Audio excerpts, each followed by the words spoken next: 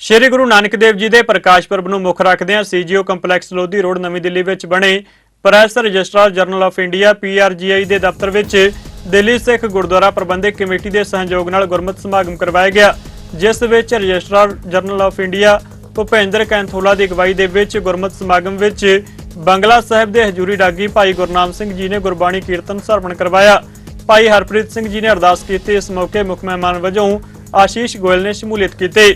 इस मौके अदारा चढ़दी कला के चेयरमैन पद्मश्री सरदार जगजीत सिंह दर्दी ने श्री दरबार साहिब के इतिहास नाल जुड़ी पुस्तक the golden temple Bhupinder Kainthola नूं भेंट की।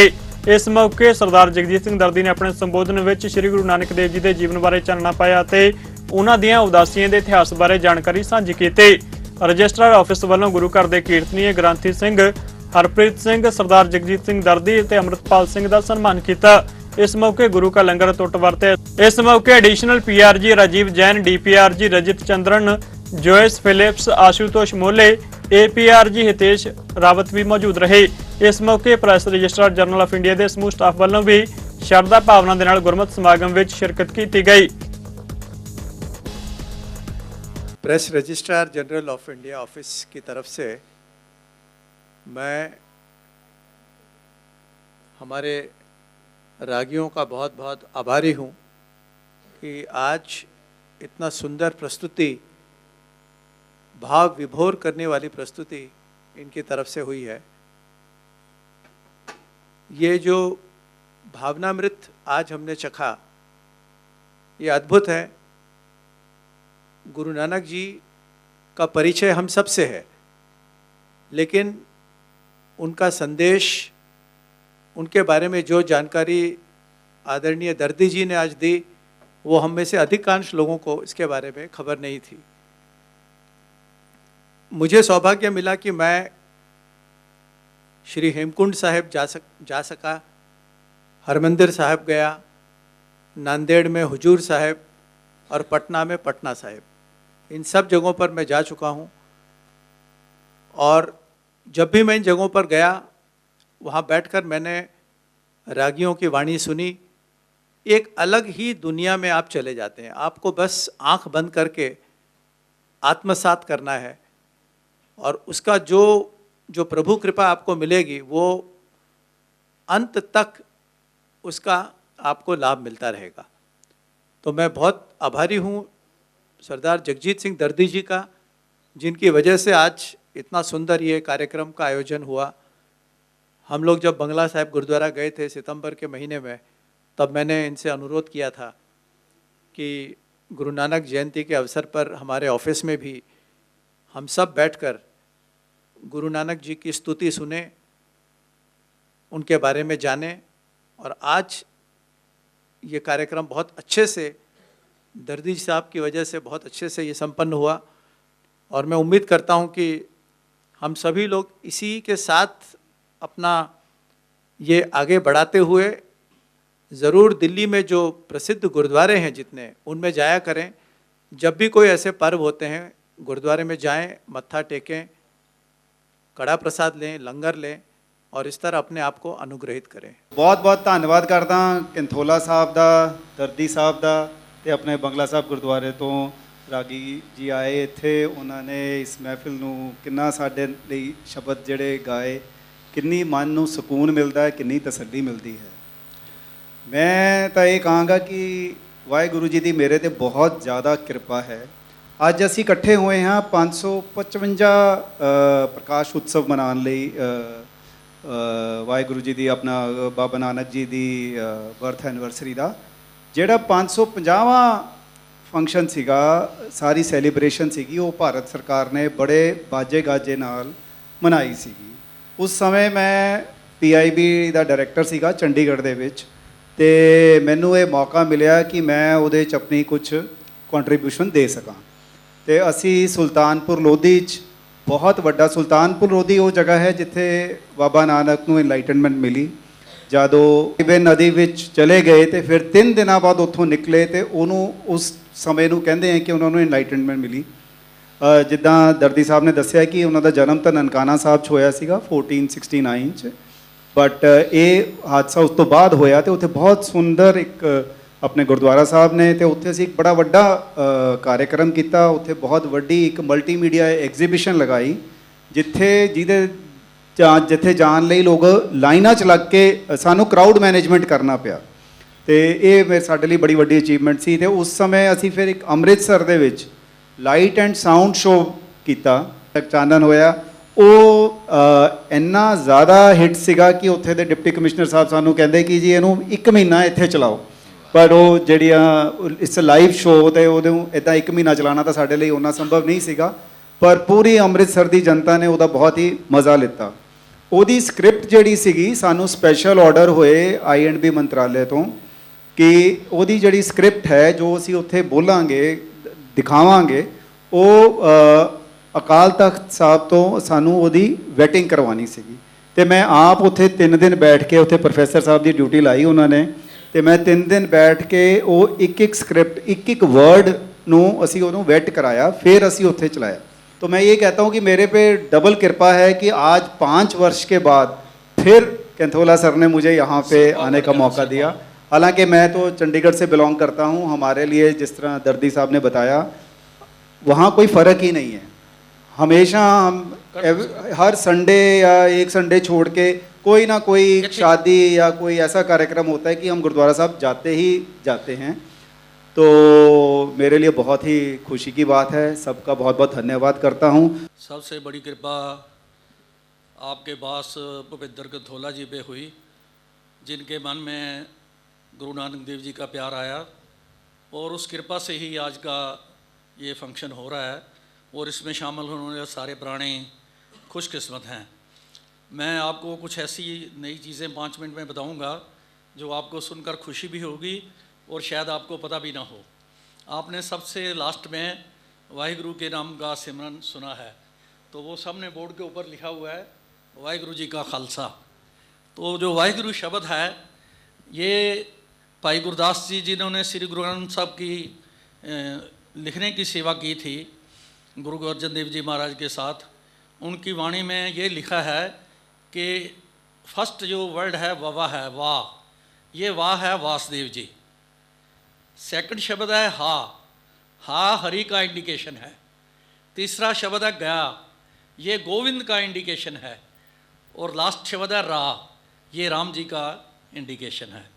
और मैं आपको ऐसी चीज़ें बताऊंगे आप हैरान भी हो जाओगे कि गुरु नानक देव जी महाराज का जन्म 1469 में जो प्रेजेंट पाकिस्तान है लाहौर से 65 किलोमीटर दूर ननकाना साहब वहाँ हुआ था। और उसके बाद जो 70 साल का उनका समय है उसमें से 20 साल उन्होंने ट्रैवल किया around the globe on foot. ये सोचने और समझने वाली बात है कि गुरु नानक देव जी महाराज प्रेजेंट जो पाकिस्तान है उसके साथ अफ़गानिस्तान है, ईरान है, इराक है और इधर आ जाओ बांग्लादेश, बर्मा, नेपाल, भूटान, श्रीलंका, ये देश हैं। लेकिन आपको ये पता ही नहीं होगा कि गुरु नानक देव जी चाइना भी गए, रशिया भी गए, अफ्रीका में भी गए, इज़राइल में भी गए और वेटिकन सिटी में भी गए ऑन फुट। और ये एक बुक है लेटेस्ट रिसर्च जो आई है, इन्होंने डॉक्यूमेंट्स भी दिए हैं along with the maps and the memorials in this countries. तो ये मैं कंट्री आपको बताऊंगा तो आप सोचने में भी मजबूर हो जाएंगे कि एक इंसान आज से you can say 500 years ago, क्योंकि 32 साल की उम्र में उन्होंने ट्रैवल शुरू की थी एट द एज ऑफ 32। तो 500 वर्ष के करीब पहले जब कोई there was no means of transportation, तो उस समय इतने कंट्रीज़ में पैदल जाना और जंगलों में जाना, पहाड़ों में जाना, कितने भयानक रास्तों से जाना, ये कैसे पॉसिबल हुआ? ये एक ही बात है कि प्रभु परमात्मा ने आप नारायण कलातार जग में परवरे हो, परमात्मा ही अपना भेष बदल के इस संसार में जा रहा था। तो मैं ये जो लेटेस्ट उनकी आई है रिसर्च में आपको कुछ कंट्री बताऊंगा और भी जहाँ गुरु नानक देव जी गए हैं। पहले तो वो मक्का गए, मक्का में जब उन्होंने अपने पाँव मक्का की ओर करके सो गए तो वहाँ के जो मौलवी थे वो आए, उन्होंने कहा भाई ये पाप क्यों कर रहे हो तुम, इधर मक्का, इधर आपने अपने पाँव करके आप सो रहे हो। तो उन्होंने कहा कि जिधर मक्का नहीं मेरे पाँव उधर कर दो। तो जब उसने गुरु नानक देव जी को घड़ीस के खब्बे किया, सज्जे किया, जहाँ भी करते थे वहाँ ही मक्का चला जाता था। तो उन्होंने कहा परमात्मा सब दिशा में है, नॉर्थ ईस्ट साउथ वेस्ट, तो आप ऐसा मत करो। तो फिर उन्होंने बांग दी, जैसे नमाज करते हैं पहले बांग देते हैं, तो उन्होंने बांग दी, इतनी ऊंची बांग दी कि सारे बगदाद में लोगों ने सुनी। और उनको फिर ये सज़ा दी गई कि इसको पत्थर मार के मार दो। गुरु नानक देव जी को सब लोगों को बुला लिया कि इनको पत्थर मारो और मार दो इनको, इसको संकसार बोलते हैं। ये सज़ा दी गई। तो सारे बगदाद के लोग आ गए, पत्थर लेके गुरु नानक देव जी को बीच में खड़ा कर दिया कि सारे इनके सिर में पत्थर मारो। तो जब वो पत्थर लेके ऐसे मारने लगे तो उनके हाथ वहीं रुक गए, कोई पत्थर ही नहीं मार सका, सारे बुत बन गए, बिल्कुल स्टिल हो गए, सबके हाथ ऐसे हो गए। तो ये डॉक्यूमेंट है सारा कि गुरु नानक देव जी को पत्थर मार ही नहीं सका, बल्कि जो उनके सारे काजी थे, मौलवी थे, सब गुरु नानक देव जी के पाँव पर पड़ गए और माफ़ी मांगने लगे। और आप देखो कि मक्का से वो बगदाद नहीं गए, वो गए उम्रा, मदीना, जॉर्डन, इज़राइल, काहिरा, Libya, Tanzania, Morocco, Spain, Portugal, France, Belgium, Germany, Austria, Hungary, Croatia, Italy, Greece, Albania, Serbia, Turkey, Georgia, फ़लस्तीन, अज़रबैजान, सीरिया, ये इतने कंट्रीज़ में गुरु नानक देव जी पैदल गए। यू कैन वेल इमेजिन कि उनकी पर्सनैलिटी कितनी बड़ी होगी। जहाँ जहाँ भी जाते थे डिफरेंट लैंग्वेजेस होती थी, डिफरेंट लोगों का खाना पीना पहरावा होता था, वहाँ जाकर उसी भाषा में लोगों को ज्ञान देते थे। और जो उन्होंने ज्ञान दिया मूल मंत्र का, वो सारी दुनिया के लोगों के लिए अवेलेबल है, वो सिर्फ सिखों के लिए नहीं है। वो सबसे मेन बात है कि एक ओंकार सतनाम कर्ता पुरख निरभव निर्वैर अकाल मूरत अजूनी सैभंग गुर प्रसाद। तो इसका मतलब है कि परमात्मा एक है, उसका नाम सच्चा है, वो सारी सृष्टि को बनाने वाला है, और निर्भव है, किसी से डरता नहीं है, निर्वैर है, किसी से वैर नहीं करता। अकाल मूरत, उसकी जो पर्सनैलिटी है वो परमानेंट है, वो अजूनी सैभंग, वो जन्म मरण के गेड़ में नहीं आता, जूनियों में नहीं आता। और फिर बोला गुरु प्रसाद। तो जो गुरु नानक का धर्म है वो गुरु प्रसाद का धर्म है, कृपा का धर्म है। गुरु नानक का नाम लेने वाला हर इंसान परमात्मा से सिर्फ उसकी कृपा मांगता है और कुछ नहीं मांगता। सारा गुरु ग्रंथ साहब जो वाणी है उसमें गुरु से कृपा ही मांगी गई है।